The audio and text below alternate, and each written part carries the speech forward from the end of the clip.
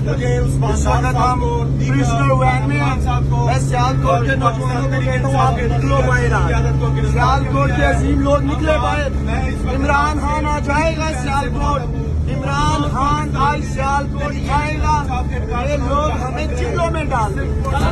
पुरअमन जलसा करना हमारा आईनी और कानूनी हक था। एक दिन पहले इन्होंने कहा यहाँ से सब कुछ उठा दो। हम नहीं घबराने वाले, डटे हुए हैं। जेलों में डाल दे, हकीकी आजादी की तहरीक चल के रहेगी। इमरान खान जिंदाबाद, पाकिस्तान पर जिंदाबाद।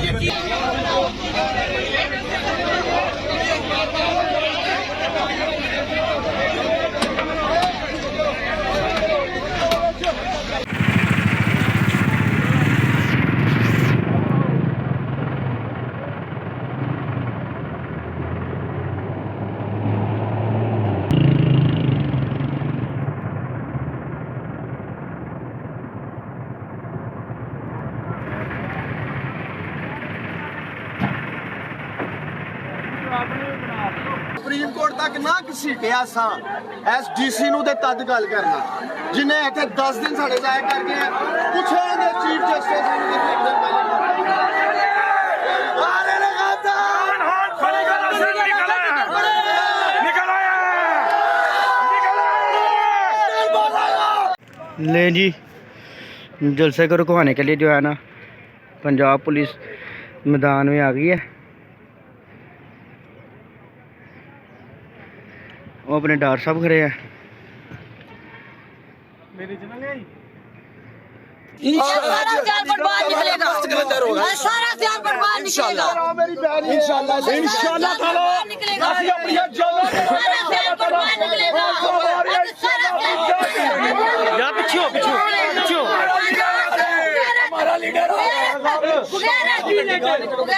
इमरान तेरा एक इशारा, इमरान तेरा एक ये वो आ गया जो कि नूनी वो देखे आप लाइन देख सकते हैं, आप लाइन देखे के लिए पहला फायर पीछे से क्रेन भी लेके आ रहे हैं।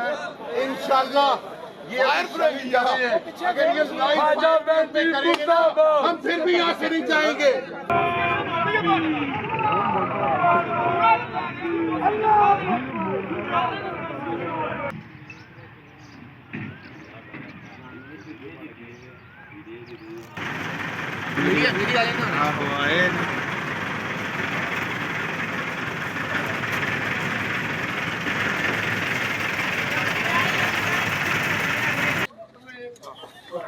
जीना होगा मरना होगा, डरना होगा डरना होगा, जीना होगा मरना होगा, जीना होगा मरना होगा।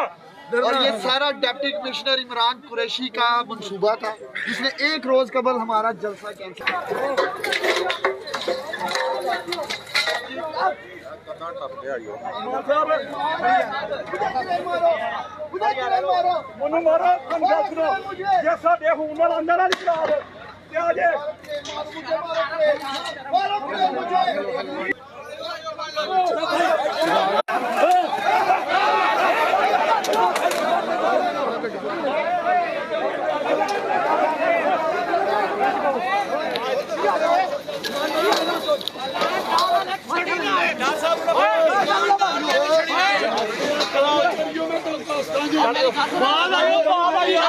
ਤੁਹਾਡੇ ਜੋ ਮਰਨਗੇ ਤੁਹਾਡੇ ਜੋ ਮਰਨਗੇ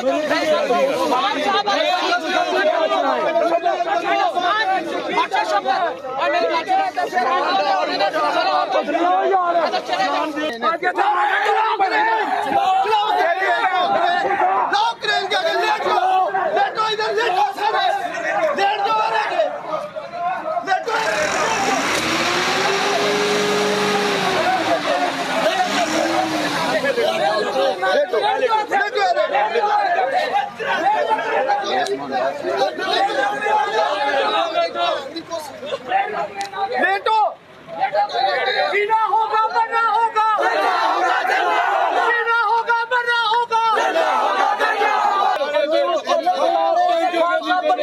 निकलने लगे नहीं